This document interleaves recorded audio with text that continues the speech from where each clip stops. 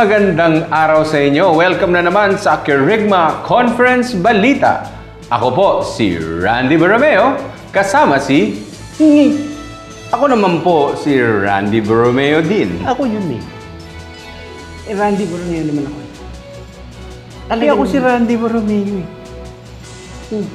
Yan ang tawag nating Double News. Welcome to Kerygma Conference Double Balita, kung saan ang balita ay sing-sariwa ng mga prutas sa farmer's market at sing-aktibo ng stock market.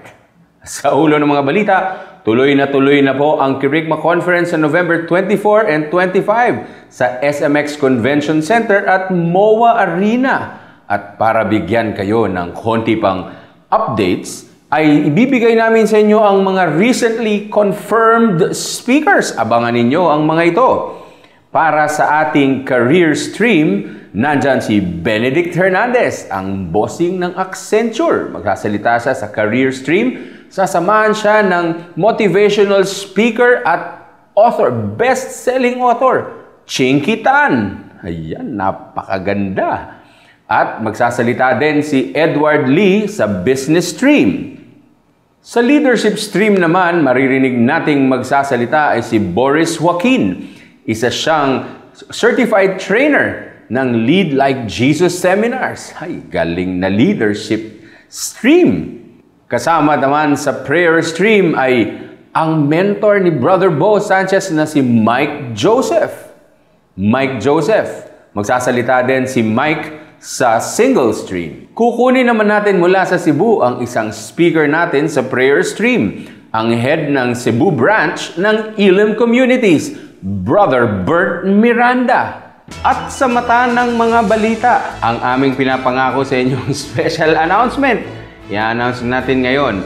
Iniimbitahan natin ang Emmanuel Worship at sila ay dadako pa dito sa Pilipinas mula sa Brisbane, Australia para i-lead tayo sa worship.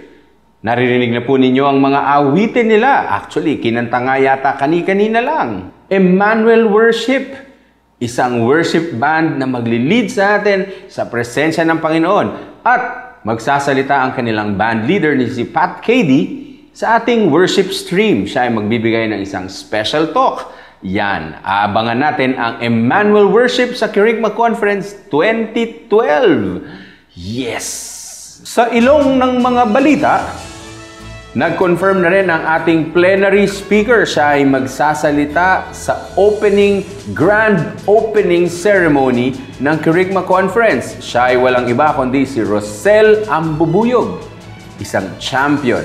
Siya ay ang summa cum laude mula sa Ateneo de Manila University at siya ay visually impaired. Ay naku, napakaganda ng story nito at maririnig natin ito sa opening ceremony ng Kerygma Conference 2012 sa MOA Arena. At sa pustiso ng mga Bakit? Pustiso nga.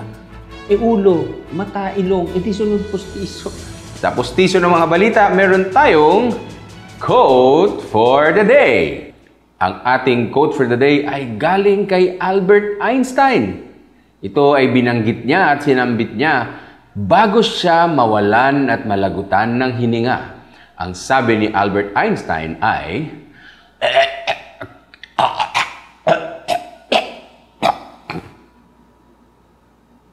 yan ang ating quote for the day. Quote for the day. Kala ko seryoso na eh. Pero maganda yung iyong chalekot. Hanggang sa susunod na pagbabalita dito sa ating Kerygma Conference Balita. Ako po ang inyong lingkod, si Randy Borromeo.